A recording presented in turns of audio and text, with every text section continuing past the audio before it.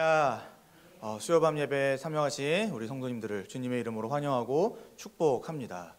제가 어제 월요일부터 서천에서 좀 일정이 있어가지고 내려가 있었는데 서울에 오니까 너무 춥네요. 거기는 좀 따뜻하고 근데 대신 눈이 많이 옵니다. 보니까 제가 봤을 때 한 10cm 넘게 눈이 온 것 같은데 따뜻했거든요. 여기 엄청 춥네요. 그래서 우리 성도님들 오시는데 굉장히 또 힘드셨겠다 이런 생각이 좀 듭니다. 어쨌거나 오늘 이 시간 함께 말씀을 함께 살펴보도록 하겠습니다. 오늘은 갈라디아서 3장의 말씀을 갖고 그리스도와의 연합이라고 하는 제목으로 말씀의 은혜를 나누고자 합니다. 우리 계속해서 복음에 관하여서 복음의 기초적인 사실들을 살펴보고 있는데요. 우리가 계속해서 이 믿음에 관하여서 또 살펴보았습니다. 사랑하는 성도 여러분, 믿음이라고 하는 것은 특별히 참된 믿음, 참으로 우리가 가져서 우리를 구원에 이르게 하는 이 믿음이라고 하는 것은요, 바로 하나님의 아들이신 예수 그리스도라고 하는 그분에 대한 분명한 지식, 그리고 그 지식에 근거한 신뢰입니다. 하나님은요, 범죄한 사람들이 다시 하나님 나라에 들어올 수 있도록 한 가지 방법을 영원 전부터 계획하셨고 준비하셨으며 특정한 시간에 그 일을 이루어내셨습니다. 바로 아들 예수 그리스도를 이 땅에 보내어 주신 것이지요. 그리고 그 아들을 보내어서 우리를 대신하여 많은 고난을 받고 십자가에 달려 죽으며 사흘 만에 다시 살아나 하늘에 올라 우리 모든 믿는 자들을 위한 주와 그리스도가 되게 하셨습니다. 따라서 누구든지 하나님이 보내신 이 인물 예수 그리스도, 죄인을 대신하여 십자가에 달려 죽고 사흘 만에 다시 살아나신 바로 그분을 믿을 때에 우리가 구원을 받게 되는 것이지요. 하나님 나라에 다시 들어가게 되는 것입니다. 그런데 이 예수 그리스도를 믿는다라고 하는 것은요, 단순히 지식, 그러니까 성경의 어떤 구절을 아는 정도가 아니고 또 이렇게 설교를 들으면서 혹은 강의를 들으면서 그렇지 하고 고개를 끄덕이는 것만으로도 믿음이라고 말하지 않습니다. 믿음이라고 하는 것은요, 비록 우리 눈에 보이지 않더라도 이 성경에 기록된 이 예수 그리스도에 관한 모든 것이 참으로 진리요 사실이라는 것을 분명히 알고, 지식이죠. 그리고 그것을 마음으로 받아들이고 동의하며 그리하여 그것을 온전히 붙잡는 신뢰가 바로 믿음입니다. 그래서 이 진리, 이 성경에 기록된 예수 그리스도라고 하는 진리에 우리의 영혼과 육체가, 또 말하자면 우리의 일생과 운명을 거는 것이 바로 믿음이다라는 것을 우리가 지난 시간까지 함께 살펴보았습니다. 이제 믿음에 이어서 또 하나의 진전된 주제를 다루고자 합니다. 우리는 믿습니다. 예수 그리스도를 믿죠. 근데 우리가 믿을 때요, 눈에 보이지 않는 아주 신비한 일이 벌어지게 됩니다. 성경에서는요, 그리고 또 우리 교회 안에서는요, 믿음이 굉장히 강조가 되죠. 그래서 사실 교회 안에서 또 성경에서 여러 가지 말들이 강조 또 반복이 되는데 그 중에서 단언컨대 믿음이 가장 많이 등장할 겁니다. 그래서 우리는 또 이 믿음에 관하여서 믿음으로 믿으면 구원을 받는다라는 사실도 알죠. 근데 문제는요, 우리가 믿음으로 구원받는다 이렇게 말하는데 정작 그것이 어떻게 가능한 것인지를 잘 설명하지 못하는 데 있는 것 같습니다. 좀 쉽게 말하면은 예수님을 믿으면 구원을 받는다고? 예, 알겠습니다. 근데 왜요? 왜 그렇게 믿으면 구원을 받는 거죠? 아니, 믿었는데 어떻게 내가 그렇게 구원받는다고 말할 수가 있는 거죠? 바로 이 왜, 어떻게, 이걸 우리가 사실은 잘 모른 채 약간 추상적으로 예수님 믿으면 구원받습니다라고 말하는 것은 아닌가, 이런 문제가 좀 있는 것이죠. 근데 놀랍게도 성경은요, 이 문제에 대해서 대답을 제시해주고 있습니다. 그리고 교회는 역사적으로 우리가 예수님을 믿으면 왜, 또 어떻게 구원을 받는지를 논리적이고 체계적으로 정리까지 해왔습니다. 그러니까 우리는 우리가 받은 이 구원의 신비, 이 하나님의 구원이라고 하는 것을 성경을 통해, 그리고 역사에서 우리 신앙의 선배님들이 정리해온 내용들을 근거로 어느 정도는 우리가 말할 수 있다라고 하는 것이죠. 그리고 그 구원을 말할 수 있는 그 기초 지식이 바로 이 그리스도와의 연합입니다. 그래서 이 그리스도의 연합은요, 굉장히 중요한 개념이고 내용입니다. 사실 이 그리스도와의 연합이 없다면 우리는 구원을 받을 수가 없다라고까지도 말할 수가 있죠. 그만큼 이 그리스도와 연합한다라고 하는 것, 그리스도와의 연합을 설명하고 그걸 받아들이고 이렇게 우리가 나눈다는 것이 굉장히 중요한데, 오늘부터 또 몇 번에 걸쳐서 이 그리스도와의 연합에 관하여서 설교하고자 합니다. 특별히 오늘은요, 그 첫 번째 시간으로서 이 그리스도와의 연합이 무엇인지 좀 큰 그림을 그리는 시간으로 함께 보내고자 합니다. 오늘 우리가 함께 갈라디아서 말씀을 읽어봤는데요, 사실 저는 어느 성경 본문에 대해서 설교를 듣든지 그 성경을 좀 아는 게 중요하다고 생각하는 사람입니다. 그래서 잘 아시겠지만 갈라디아서가 어떤 성경인가 함께 좀 먼저 나누고 시작하려고 하는데요, 이 갈라디아서는요, 사도 바울이 갈라디아 교회에 쓴 편지입니다. 이랬을 때 바울이 왜 갈라디아서라고 하는 편지를 썼냐, 바로 자기의 사도직, 그러니까 자신이 사도라고 하는 것과, 그래서 자신이 갈라디아 교회에게 전했던 복음이 진짜 복음이라는 것을 변호하기 위해서, 변증하기 위해서 이 편지를 썼습니다. 이때 그가 사도로서 가르치고 전했던 복음이 뭐냐, 바로 오직 믿음으로 의롭다함을 받는다 하는 그런 내용이었죠. 그랬을 때 바울은 이제 1장과 2장에서 그렇게 자신을 변호했고, 이제 3장에서 본격적으로 이 복음의 내용, 특별히 이 복음의 핵심이라고 할 수 있는 믿음으로라고 하는 것을 설명하기 시작을 합니다. 근데 이건 갈라디아 교회가 처음 듣는 내용이 아니죠.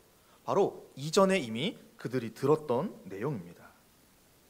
그럼 왜 사도 바울이 이 들었던 내용을 또 반복할까 했을 때, 이 갈라디아 교회 안에 보니까 지금 어떤 거짓 가르침, 거짓 교훈, 1장에 보니까 다른 복음이 들어왔다라고 기록되어 있습니다.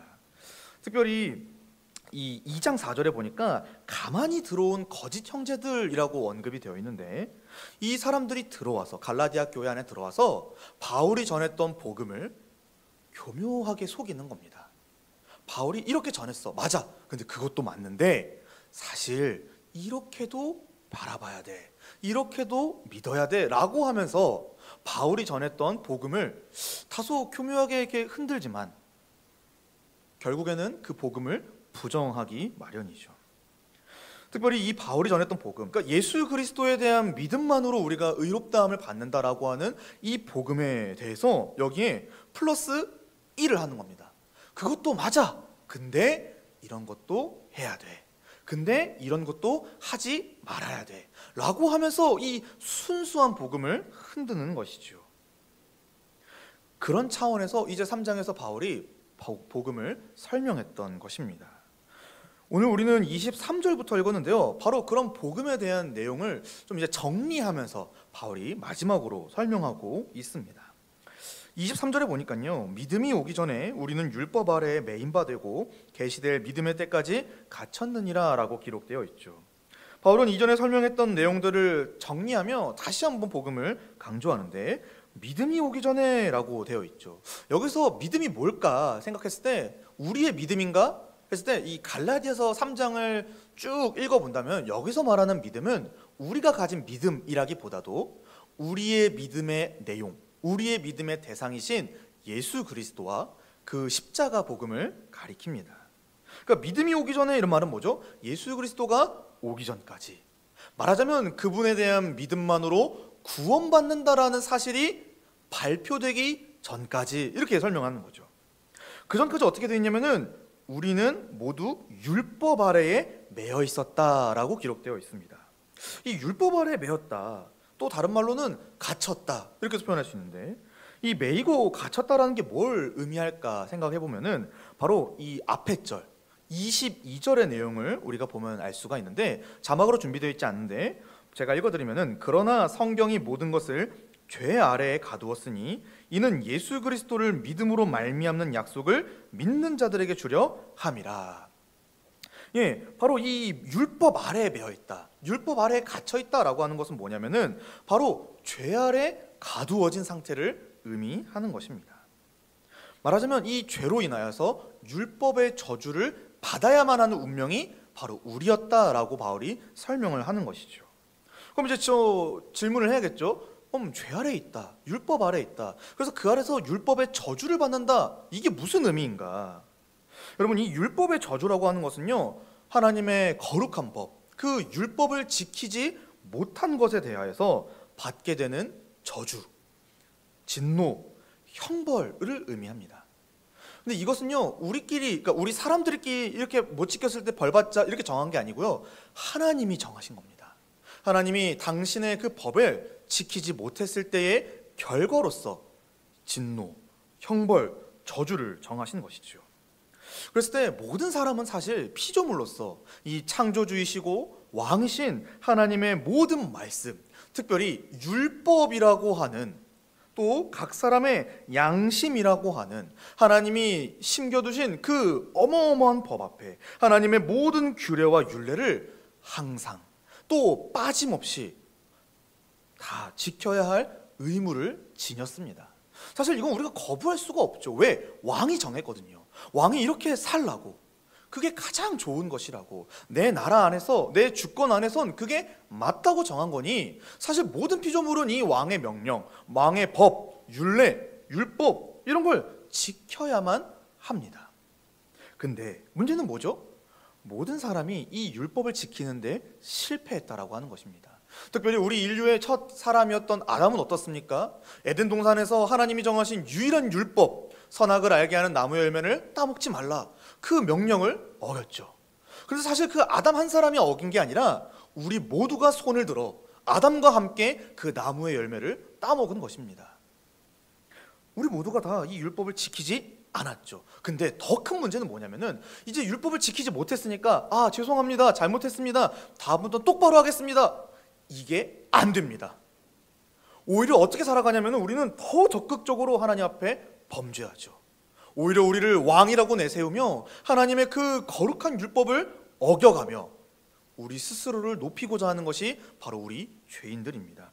그러니까 우리는 어떤 자들이냐면, 우리 원래 어떤 사람들이냐면은 하루를 살더라도 지옥 가기에 충분한 자들입니다. 아니, 하루가 뭡니까? 1시간만 하나님 앞에 살더라도 얼마든지 하나님의 진노와 형벌을 받아 죽어 마땅한 자들이 사실 우리였죠. 하나님 앞에서 범죄함으로써 그의 진노를 매일같이 쌓아가던 자들이 우리 죄인들이었습니다. 그걸 성경이, 또 바울이 뭐라고 설명하는 거냐면은 율법 아래에 있었다. 근데 또 질문이 듭니다. 분명히 율법이라고 하는 것은 하나님이 주신 거죠. 하나님이 정하신 거고 하나님이 그의 백성들에게, 그의 사람들에게 요구하신 건데, 그러면 그 율법이라고 하는 것은 굉장히 거룩하고 의로우며 선한데 왜 그 율법 아래에 있는 우리가 이렇게 죄를 짓습니까? 왜 우리에게 소망이 없는 거죠? 했을 때 바울은 이 율법이 갖는 역할과 특징을 24절에서 설명하기 시작합니다. 24절에 보니까, 이같이 율법이 우리를 그리스도께로 인도하는 초등교사가 되어 우리로 하여금 믿음으로 말미암아 의롭다함을 얻게 하려 함이라 라고 기록하고 있습니다. 여러분, 여기 이같이라고 하는 표현이 중요합니다. 이같이. 하나님은요, 온 인류를 이 율법 아래에, 죄 아래에 가두심으로써 심지어 구원에 있어서 그들이 얼마나 무능력한지를 알게 하신 겁니다. 우리 어떻죠? 우리 율법을 보면요, 또 하나님이 정하신 어떤 그런 질서들 앞에 우리가 서면요, 사실 우리는 단 한순간도 제대로 지키는 사람들이 없습니다. 왜 그러냐면 우리는 마음과 생각으로부터도 이미 범죄하고 있기 때문입니다. 그 완전하신 하나님 앞에 우리 자체가 완전할 수가 없는 것이죠.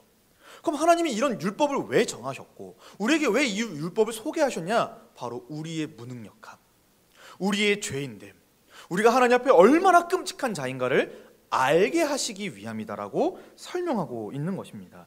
그러면서 동시에 우리가 이렇게 무능력하고 우리가 이렇게 구원받기에 자격이 없으니 어떻게 합니까? 우리를 구원하실 수 있는, 우리를 용서하실 수 있는 하나님과 그의 긍휼과 자비를 바라보게 하시는 것이지요. 도무지 우리로서는 살 수가 없으니 외부, 하늘로 우리의 시선을 돌리게 하시는 겁니다. 따라서요, 이 율법이라고 하는 것은요, 우리에게 죄가 무엇인지, 우리가 얼마나 끔찍한 죄인인지를 깨닫게 하는 정죄의 역할을 할 뿐입니다.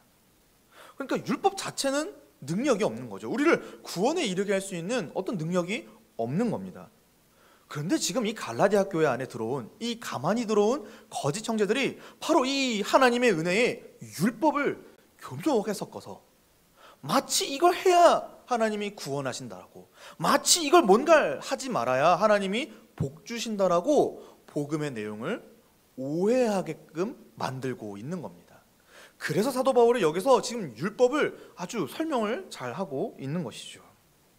근데 사도 바울이 이 율법을 뭐라고 또 설명하냐면은 우리를 그리스도께로 인도하는 초등교사다, 이렇게 설명하죠. 초등교사다. 여러분, 이 초등교사라고 하는 것은요, 사실 우리 문화권에서는 이제 좀 약간 이해하기는 어려울 수도 있는데, 이 초등교사라고 하는 것은 뭐냐면은 당시에 이 집에서 아이를 10대 후반, 그러니까 성인이 될 때까지 보호하고 그 아이의 시중을 들면서 그 아이에게 어떤 도덕과 예절, 또 그 집의 주인으로서 살아가야 할 이제 어떤 지식들을 가르쳐 훈계하던, 그러니까 말하자면 보모, 또 가정교사의 역할을 하던 노예를 지칭합니다. 노예. 그럼 초등교사라고 하는 것은요, 아이가 자랄 때까지만 필요합니다. 다시요, 아이가 자라면 초등교사는 필요하지가 않습니다. 아이가 어른으로 성장하면 그 초등교사의 역할은 끝나고 아이는 어른으로서, 또 그 집의 주인으로서 마땅히 자기 삶을 살아가는 것이죠. 마찬가지라고 하는 겁니다. 율법이라고 하는 것은요, 우리를 그리스도에게로 인도하는 초등교사, 그 이상도 그 이하도 아닌 우리를 그리스도에게 바라보게 만드는 역할을 하는 거지, 율법 자체가 우리를 구원에 이르게 하지 않는다라고 바울이 말하고 있는 것입니다. 율법을 온전하게 준수하지 못하는 그런 나를 보면서 진짜 나는 아무런 소망이 없구나, 나는 하나님 앞에 구원받을 만한 자격과 조건이 아무것도 없구나. 그러니까 누구를 바라보냐면은 하나님이 준비하신 인물 예수 그리스도가 나에게 필요한 거구나, 이렇게 우리를 바라보게끔, 그렇게 예수 그리스도에 대한 믿음을 갖게끔 인도하는 역할이 율법의 역할이다라고 바울이 설명하고 있는 것입니다. 사랑하는 여러분, 우리가 어떤 율법을 지키려고 할 때, 여기서 말하는 율법은요, 이 성경에 기록된, 또 특별히 출애굽기나 신명기에 기록된 그 율법도 있겠지만, 우리 안에서 정하여진 어떤 그 모든 규례와 율례와 규칙과 그런 어떤 질서들, 여러분, 이걸 우리가 지키려고 할수록 오히려 더 큰 절망감을 맛보지 않습니까? 특별히 어떤 예시를 들 수 있을까 했을 때, 여러분, 우리 신년이 되었을 때 각자 마음에 품은 어떤 계획한 바들이 있을 겁니다. 이제 한 달이 지났는데 여러분 잘 지키고 계십니까? 사실 그런 것들을 생각할 때 오히려 지키지 못한 우리 자신을 보지 않습니까? 좀 더 말씀을 읽었어야 되는데, 좀 더 기도했어야 되는데, 좀 더 전도했어야 되는데, 이렇게 신년의 계획을 세우는데 오히려 그걸 하지 못한 나 자신을 바라보게 되지 않습니까? 여러분, 이렇게 뭔가 하냐 마냐, 이 율법을 지키냐 마냐, 이걸 어려운 글자로, 어려운 말로 율법의 행위라고 말하는데, 이 율법의 행위, 그걸 지키려고 혹은 지키지 않으려고 노력하는 내 모습을 볼 때마다 우리는 좌절할 수밖에 없는 것이죠. 근데 성경은 우리에게 좌절하라고 그런 우리를 가르쳐주는 게 아닙니다. 그리스도를 바라보라. 우리가 그걸 능히 하지 못하니까 하늘로부터 오시니 바로 예수 그리스도를 바라보라고 우리에게 안내해 주고 있는 것이죠. 사실 예수님이 이 땅에 오시기까지 바로 그분을 믿는 믿음으로 말미암아 구원에 이를 수 있다라고 하는 사실이 나타나기 전까지는요, 다 이 율법 아래에서 뭔가를 하고 안 하고로 구원을 생각하고 결정해 왔습니다. 그러니까 노예와 같은 상태였던 것이죠. 그거 하나에 쩔쩔매며 그거 하나 해결하지 못하는 아주 비참한 상태. 그런데 25절에 뭐라고 나옵니까? 믿음이 온 후로는 우리가 초등교사 아래에 있지 아니하도다, 이렇게 기록되어 있습니다. 마침내 때가 되어 우리가 바라던 믿음, 우리가 바라던 예수 그리스도, 우리가 바라던 그 기쁨의 소식이 우리에게 나타났습니다. 우리의 믿음의 대상이신 예수 그리스도가 하나님 아버지의 뜻을 따라 이 땅에 오신 것이죠. 이 땅에 오셔서 우리가 도무지 해결하지 못한 구원을 자신의 죽음과 부활로서 다 이루어 주셨습니다. 그렇기 때문에 이제 우리는 어떤 율법, 어떤 행위, 이런 거의 여부에 따라서 우리의 구원을 좌지우지할 생각이 필요가 없어졌습니다. 그냥 이 땅에 오신 예수 그리스도, 하나님이 모신 이 생명을 믿기만 한다면은 하나님께서는 그 행위의 여부와 상관없이 우리를 구원해 주시겠다고 약속해 주신 것이지요. 그래서 믿음으로 죄사함과 의롭다함을 우리가 받게 되는 것입니다. 따라서 우리는 더 이상 이 초등교사인 율법 아래에 있지 않습니다. 오히려 로마서 6장 14절의 표현처럼 예수 그리스도라고 하는 은혜 아래에 우리가 있게 되는 것이지요. 완전히 새로운 은혜가 시작이 된 것입니다. 사랑하는 성도 여러분, 우리는 이전에는 이 율법 아래에서 구원을 얻기 위해 우리 자신의 의로움, 우리 자신의 거룩함을 증명하기 위해 노력했어야 했지만, 이제는 예수 그리스도를 믿음으로써 그 일이, 그 어떤 책임, 그 어떤 의무로부터 해방되었습니다. 우리는 그저 믿음으로 구원을 받았지요. 그런데 우리는 우리 자신을 한번 살펴봐야 합니다. 이렇게 어마어마한 하나님의 은혜, 예수 그리스도라고 하는 자유와 생명의 은혜가 우리에게 선포되었는데, 여전히 우리가 어떤 행함의 여부로 우리의 구원, 또 하나님의 축복을 판단하거나 결정하고 있지는 않습니까? 혹여나 우리 자신을 스스로 얽매이고 있는 율법의 행위에는 무엇이 있습니까? 좀 생각을 해봤을 때, 우리가 구원받기 전에야 뭐 그럴 수 있다고 쳐도 구원받은 이후에도 이 교묘하게 율법의 행위가 남아 있습니다. 마치 뭔가를 더 해야, 혹은 어떤 걸 하지 않아야 하나님이 나에게 복을 주실 거라는 약간 기복신앙이 섞여 있는 율법주의. 근데 여러분, 하나님이 과연 우리가 뭔가를 했다고, 뭔가를 하지 않았다고 복을 더 주시고 복을 덜 주시는 분입니까? 아니죠. 하나님은 그런 분이 아니십니다. 하나님은 그냥 예수 그리스도를 믿는 그 믿음 때문에 우리를 축복해 주시는 것이지요. 우리가 뭔가를 더 했다고, 더 했으면 잘했다고 칭찬받을 수는 있죠. 근데 그것 때문에 우리가 구원받는 게 아니라, 또 우리가 뭔가를 하지 않았기 때문에 그것 때문에 칭찬받을 수도 있죠. 근데 그것 때문에 우리에게 축복해 주시는 게 아니라 그냥 예수 그리스도를 믿는 그 믿음 때문에 우리를 사랑하여 주시는 것입니다. 하나님의 은혜는요, 충분한 은혜입니다. 사랑하는 성도 여러분, 이 율법의 행위를 벗어버리시고 우리를 참으로 자유하게 하는 하나님의 이 복음의 은혜에 머무시기 바랍니다. 예수 그리스도를 믿는 믿음만으로 하나님은 우리를 축복해 주십니다. 그러니 우리 어떤 걸 하냐 마냐로 이 구원을, 우리의 신앙을 함부로 판단하지 않기를 원합니다. 하나님은 이미 그 믿는 믿음, 이 믿음을 가진 우리를 사랑하고 계십니다. 그런데 알겠습니다. 예수 그리스도를 믿으면 그렇게 좋군요. 알겠습니다. 근데 이게 이제 메인이죠. 근데 왜 예수님을 믿으면 우리가 구원을 받는 거죠? 도대체 이 예수님을 믿을 때 어떤 일이 벌어지길래 우리가 구원을 받는다 이 말입니까? 라고 했을 때 사도 바울이 26절과 27절에서 설명하고 있습니다. 너희가 다 믿음으로 말미암아 그리스도 예수 안에서 하나님의 아들이 되었으니 누구든지 그리스도와 합하기 위하여 세례를 받은 자는 그리스도로 옷 입었느니라. 여기 바울이 우리가 받은 이 구원을 뭐라고 설명하냐면은 하나님의 아들이 되었다 이렇게 설명합니다. 하나님의 아들이 되었다. 이제 믿음, 예수 그리스도, 또 그분이 갖고 오신 이 복음의 은혜가 왔기 때문에 더 이상 율법을 의지할 필요가 없습니다. 나의 어떤 조건, 나의 어떤 행위 이런 걸 의지할 필요가 없죠. 왜냐하면 여기 26절에 우리 개역개정에는 생략되어 있는데 왜냐하면이라는 접속사가 있습니다. 왜냐하면 예수 그리스도에 대한 믿음만으로 우리에게 놀라운 일이 벌어졌기 때문이라고 바울이 설명하고 있는 것이죠. 그게 뭡니까? 바로 하나님의 아들이 되는 겁니다. 여기 이 하나님의 아들이 된다라고 하는 것은요, 단순히 그러니까 문자적으로 성별이 바뀌는 문제가 아니죠.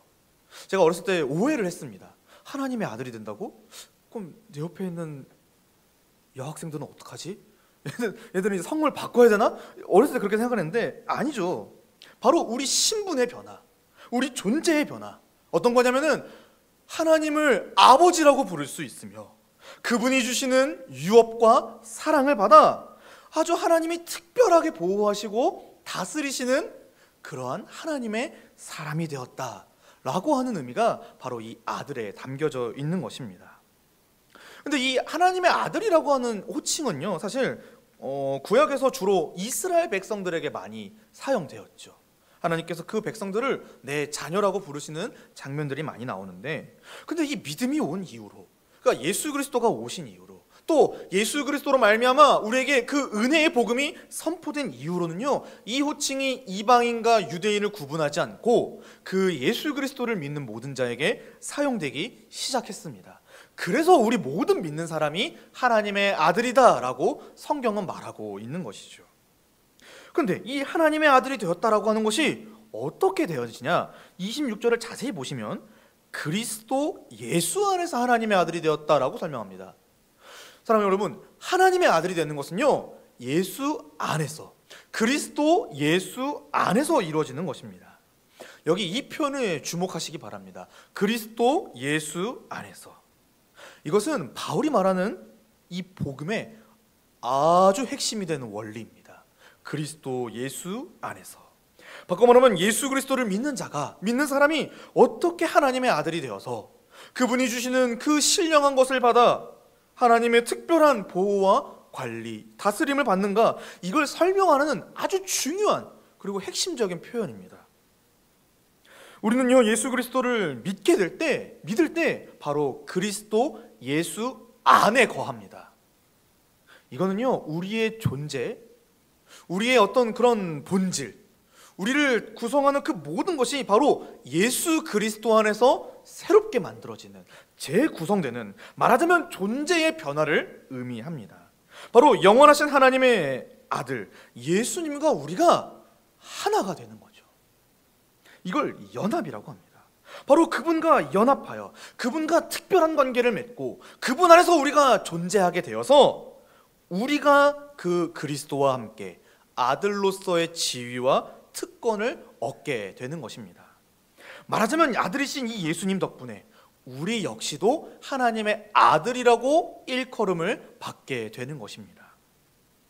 근데 이 그리스도 예수 안에서 하나님의 아들이 되는 일은 또 26절을 또 자세히 보시면 믿음으로 말미암아 되는 일이라는 걸 알 수가 있습니다. 바로 그리스도 예수 안에 있기 위해서는, 말하자면 그분과 연합하기 위해서는 그분을 믿어야 합니다. 이 믿음은, 믿음으로 말미암아, 이것은요 그리스도와 연합하는 유일한 방법입니다. 그리스도 안에 거할 수 있는 유일한 방법은 그분을 믿는 겁니다. 예수 그리스도가 어떤 분이신가, 또 어떤 일을 하셨는가, 그분에 대한 분명한 지식을 갖고 있어야 되고, 그분을 전적으로 신뢰할 때 그분과 하나가 되는 그 신비를 우리가 경험할 수가 있는 것이죠. 다른 걸로는 안 됩니다. 믿음뿐입니다. 그럼 이 신비, 어떻게 우리가 믿을 때 예수님과 하나가 되죠? 우리 눈에 보이지 않고 이걸 확인할 수가 없을 것 같은데, 물리적으로 이걸 어떻게 우리가 확신할 수 있냐 말입니다. 했을 때 성경은 우리에게 알려주는 것이 바로 그분이 보내신 성령, 그 성령께서 우리 눈에 보이지 않지만 우리를 예수 그리스도와 하나가 되게 만드신다라는 것을 설명해 주고 있습니다. 사랑하는 성도 여러분, 성령님은 어떤 분이십니까? 또 어떤 분이시길래 이런 일을 할 수가 있는 거죠?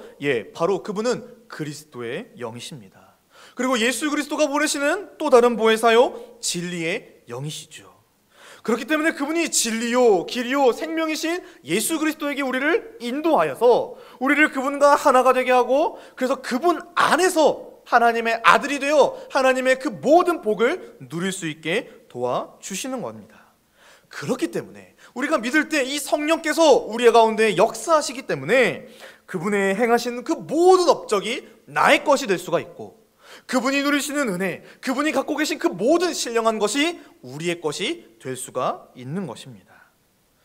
그래서 여러분, 우리 믿는 사람들은요, 예수 그리스도와 함께, 그리고 그리스도 안에서 완전히 새로운 존재로 변화가 되는 겁니다. 이게 바로 성령이 일으키시는 새 창조입니다. 근데 27절에 그 일을요, 바울이 뭐라고 설명하냐면은, 그리스도와 합하기 위해 세례를 받은 자는 그리스도로 옷 입었다, 이렇게 설명을 하고 있죠. 이건 하나의 비유인데, 여기 먼저 세례를 바울이 언급을 하죠. 그리스도와 합하기 위하여 세례를 받은 자. 이 세례라고 하는 것은 우리가 아는 그 세례가 맞습니다. 근데 여기서 어떤 걸 설명하는 거냐면은, 이 세례라고 하는 것은 우리가 참으로 예수 그리스도를 믿는다라고 하는 것을 가시적으로, 그러니까 눈으로 확인할 수 있게 보여주는 표징이라고 말할 수가 있지요. 믿는 자는요, 예수님과 연합을 합니다. 근데 왜 세례가 언급되냐? 바로 이 세례, 이 세례는요, 우리가 지닌 이 믿음을 공개적으로 보여주는, 그래서 우리가 참으로 믿는 자라는 걸 증명하는 도구로서 쓰임받기 때문에 그렇습니다. 그래서 약간 이게 복잡할 수 있는데 머릿속에 한번 생각을 잘 해보시면 좋겠습니다. 우리가 한 가지 원리를 세울 수가 있죠. 뭐냐면은 먼저 예수 그리스도를 믿습니다. 그럼 우리는 가시적으로 어떤 일을 겪냐면은 세례를 받죠.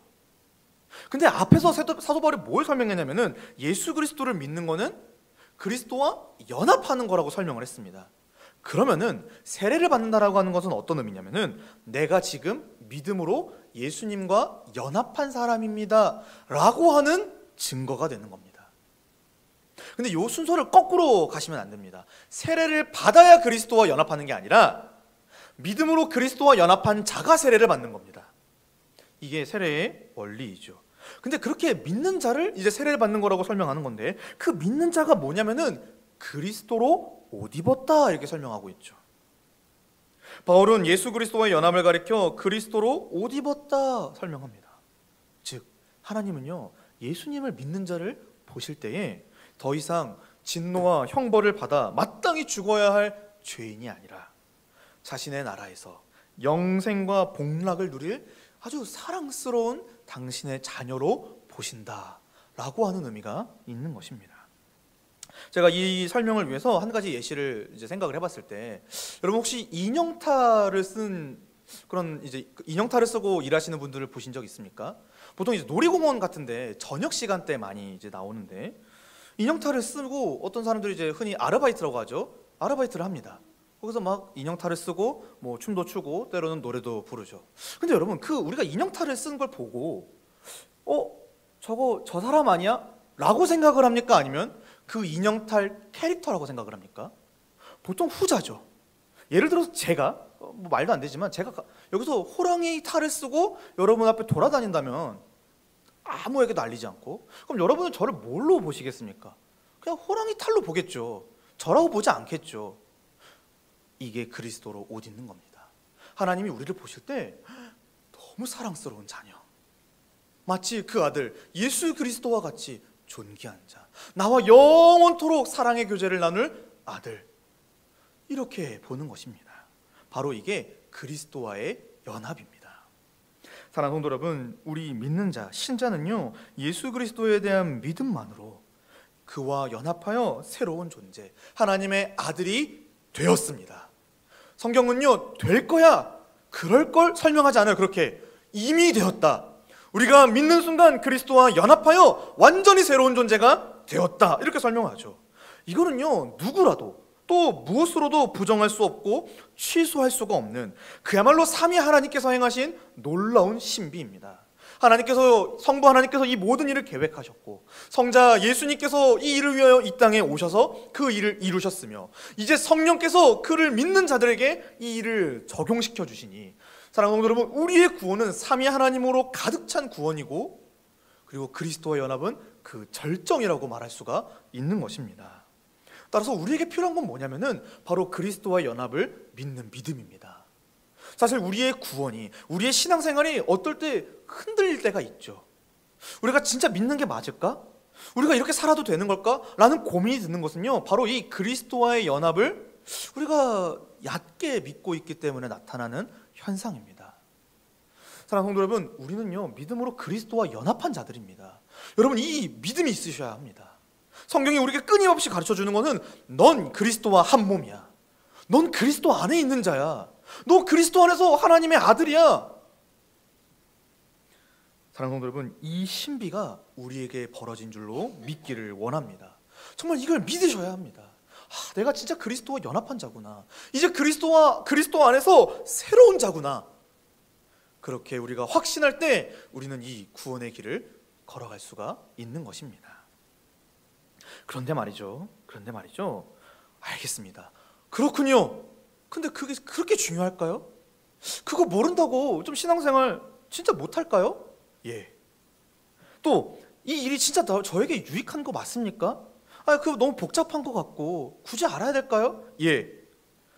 왜 그러냐면은 이 그리스도와 연합이 일으키는 일은 단순히 우리를 하나님의 아들로 바꾸는 것뿐만이 아니라 우리 교회를 세우는데 아주 중요한 원리가 되기 때문입니다.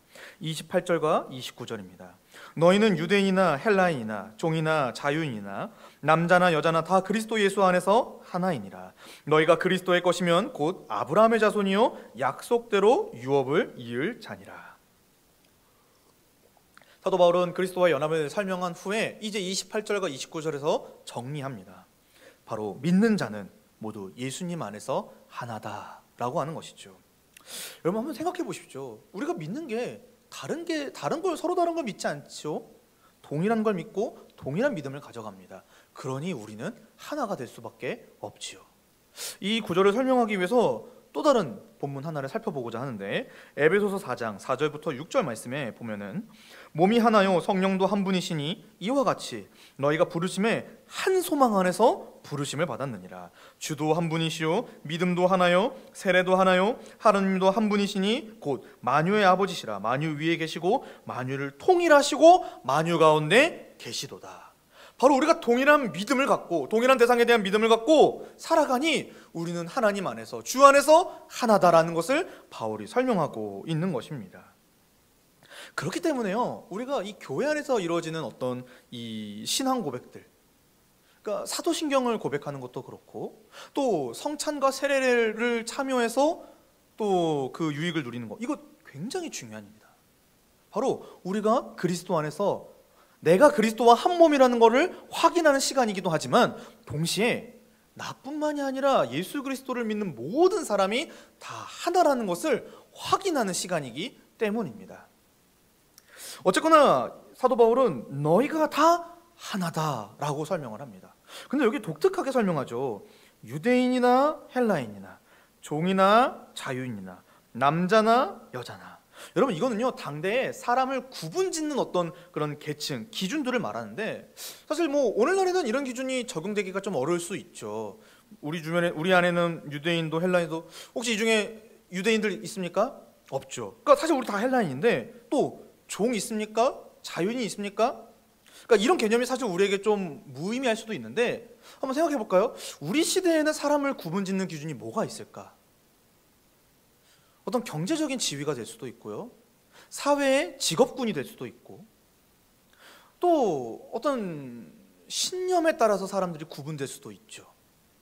특히 가장 민감한 게 정치적인 걸로 사람들이 구분되기도 하죠. 근데 지금 사도 바울이 뭐라고 설명하냐면은 그거 상관없이 그리스도 예수 안에서 하나다라고 설명하고 있습니다. 유대인이든 헬라인이든 종이든 자유인이든 남자든 여자든 아니 이 외에 어떤 기준이라고 할지라도 예수 그리스도와의 연합과 그리고 그 안에서 누리는 이 하나님의 복을 그 무엇으로도 막거나 방해할 수가 없다라고 하는 것입니다. 따라서 우리 교회 안에서도 마찬가지죠. 우리 교회가 어떻게 탄생하고 우리 교회가 어떻게 움직입니까 했을 때 바로 예수 그리스도 안에 있는 사람들이 함께 모여 이룬 공동체가 이 교회이죠. 그렇기 때문에 이 교회 안에서는요 어떠한 차별도 생겨서는 안 됩니다. 혹여나 우리 안에서 뭔가를 구분짓거나 혹여나 우리가 차별되는 것들이 있다면은 경계해야 합니다. 그리스도 예수 안에서 하나라고 하셨는데 어찌 우리가 그리스도의 한 몸을 나눌 수가 있겠습니까? 로마서 3장 29절과 30절에 하나님은 다만 유대인의 하나님이시냐 또한 이방인의 하나님은 아니시냐 진실로 이방인의 하나님도 되시느니라 할례자도 믿음으로 말미암아 또한 무할례자도 믿음으로 말미암아 의롭다 하실 하나님은 한 분이시니라. 따라서 우리는 예수 안에서 한 몸입니다. 여러분 내가 예수 그리스도와 연합했다라는 걸 믿는 것은 바로 나와 그리고 다른 믿는 자들이 그리스도 안에서 한 몸이라는 걸 믿는 겁니다. 그게 바로 교회를 세우는 원리인 것이죠.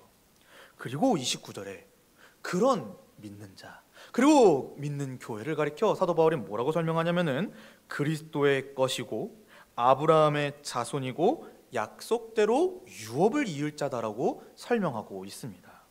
여기 그리스도의 것이라고 하는 것은 그리스도에게 속한 자, 그리스도를 소유하고 동시에 그를 소유하며 살아가는 자들, 이런 의미가 있고 아브라함의 자손이라고 하는 것은 뭐냐면은 하나님의 언약, 하나님이 언약하신 약속하신 그 복과 안식을 다 누릴 자, 하나님의 그 특별한 사랑을 받아 그분과 함께 더불어 먹고 마시며 참 복락을 누릴 자라고 하는 의미가 있죠. 유업을 이을 자도 그런 동일한 의미인 것이죠. 바로 우리가 예수 그리스도 안에서 이 어마어마한 구원의 복을 받게 된 것입니다. 근데 이 복을 나 혼자만 받는 게 아니라 유대인이나 헬라인이나 종이나 자유인이나 남자나 여자나 예수 그리스도를 믿는 모든 사람이 이 복을 함께 누리는 것이지요. 왜 이런 일이 가능합니까? 아니 어떻게 우리가 그리스도의 것이 되어서, 어떻게 우리가 아브라함의 자손이고 어떻게 그렇게 하나님의 유업을 이을 자, 하나님의 언약에 속한 자가 될 수 있습니까? 했을 때 바로 우리를 하나 되게 하신 그 예수 그리스도께서 아브라함과 다윗의 자손이시기 때문입니다. 마태복음 1장 1절에 아브라함과 다윗의 자손 예수 그리스도의 계보라. 바로 우리를 하나 되게 하시는, 우리를 한 몸 되게 하시는 바로 그 예수 그리스도께서 아브라함의 자손이요 다윗의 자손이요 하나님의 유업을 이을 하나님의 사랑하는 아들이기 때문에 우리가 그분과 함께 모든 복을 누리게 되는 것입니다. 하나님은 성경 곳곳에서 이렇게 예수 그리스도 한 사람을 통해서 복을 누리게 해주시겠다고 약속해 주셨습니다. 갈라디아서 3장 16절에 이 약속들은 아브라함과 그 자손에게 말씀하신 것인데 여럿을 가리켜 그 자손들이라 하지 아니하시고 오직 한 사람을 가리켜 내 자손이라 하셨으니 곧 그리스도라. 그래서 우리가 예수 그리스도를 믿는 겁니다. 그래서 우리가 예수 그리스도라고 하는 이 위대하신 한 분 안에서 한 몸이 된 거고 한 가족이 된 거고 그렇게 함께 살아가고 있는 것이죠. 사랑하는 성도 여러분, 다시 한번 강조합니다. 내가 예수 그리스도와 연합했다라는 걸 믿는 것은요, 나와 다른 믿는 자들이 한 몸이라는 걸 믿는 겁니다. 우리는 다 예수 안에서 하나입니다. 여러분 이걸 정말 믿으시기 바랍니다. 오늘날 이 교회가 어두운 세대에서 정말 교회답게 살아가기 위해서는 이 그리스도와의 연합을 믿어야 된다고 저는 생각을 합니다. 내가 개인적으로 구원을 누리는 것도 중요하지만 나와 함께 믿는 자들이 함께 구원을 누리는 것, 이 구원을 이루어가며 이 교회 안에서 그리스도가 주시는 복과 안식을 함께 누려서 도무지 이 세상에선 찾아볼 수 없는 초월적인 공동체, 하늘에 그 속한 공동체가 있다라는 걸 보여주는 게 바로 교회가 하는 역할인 것이죠. 그러니 우리가 오늘 이 말씀을 통해 받아야 할 큰 교훈이 있다면 사랑하는 성도 여러분, 우리 믿음으로 그리스도와 연합한 자들입니다. 우리 한 사람 한 사람이 연합했을 뿐만이 아니라 한 사람이 그리스도와 연합했을 뿐만이 아니라 한 사람 한 사람이 또 그리스도 안에서 한 몸입니다. 여러분 이걸 믿어야 하는 것이죠. 그리고 우리가 이렇게 한 몸인 것 또한 성경은 복음이다 라고 말하고 있습니다. 말씀을 맺습니다. 사랑하는 성도 여러분, 믿는 자는요 예수 그리스도와 연합하여 함께 하나님의 아들이 되었습니다. 우리가 함께 그리스도 안에서 복을 받는 자들입니다. 이 예수 그리스도와의 연합은요 우리가 하나님의 구원을 받고 누리는 아주 중요한 근거이고 원리입니다. 이걸 우리가 알고 믿을 때 하나님의 자녀답게 생활할 수가 있는 것이죠. 따라서 우리 함께 이 성경을 통해서 믿음으로 벌어지는 이 신비, 하나님의 구원을 확인했으면 좋겠습니다. 또 성경을 통해 그리스도와 연합을 매일같이 확인하면서 기억하고 믿으며 살기를 원합니다. 그럴 때 나 자신을 달리 보게 될 것이고 우리 교회가 너무 사랑스럽게 여겨지겠지요. 우리 함께 이 말씀을 통하여서 예수 그리스도와 연합한 우리 자신, 또 우리 동산교회, 하나님 앞에 늘 기뻐하고 감사할 수 있는 우리 동산교회가 되기를 주님의 이름으로 간절히 축복합니다. 하나님 아버지 감사합니다. 오늘 갈라디아서의 말씀을 통하여서 우리가 누리는 이 구원의 중요한 원리인 그리스도와의 연합을 살펴보게 하신 것을 감사드립니다. 우리가 믿음으로 예수 그리스도와 연합했고 또 믿는 우리가 그리스도 안에서 서로 연합한 줄을 믿게 하여 주시옵소서. 이것이 단순히 성경에 기록된 죽은 문자와 같은 사실이 아니라 우리 가운데 펼쳐지는 하나님의 살아있는 역사인 줄로 믿게 하여 주시옵소서. 감사드리며 예수님의 이름으로 기도합니다. 아멘.